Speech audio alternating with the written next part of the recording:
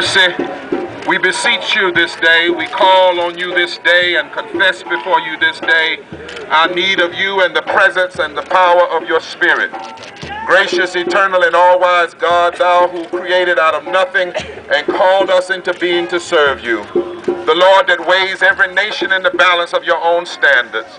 Today we acknowledge how great you are, and we honor the great cloud of witnesses, the martyrs, and the very blood that yet speaks from this place. Grant us once again to know in our hearts and to carry in our souls and to live according to thy Spirit.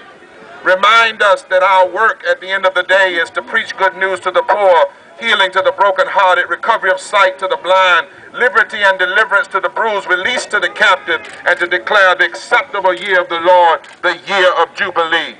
Sanctify us both with the memory of the dream for equality, justice, and peace, and then grant us the motivation to pray, preach, and fight for the continuance of that dream. Gracious God, we ask that you would, in this place, continue to bless us. As you did with the prophets of old, raise up new prophetic voices in this moment. Use us again to tell your nation about this dream.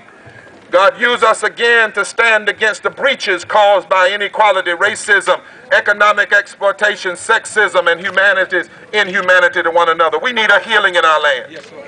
For a land so blessed by grace, there is too much poverty, too much sickness, too many children dying, too much war. For a land blessed by grace, there are too many people hurting, too many attacks on voting rights, too many attacks on human rights.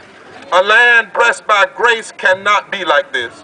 And so we ask, God, that you would stir up the dry bones in the valley. Stir up righteousness in this nation. Stir up us all and use us again, oh God, that we might stand in this moment, that we might remember that in this 49th year, we must sound the trumpet of liberation, that we cannot march merely across this bridge and celebrate and commemorate, but we must recommit ourselves to turn this nation toward a more perfect union and to establish justice.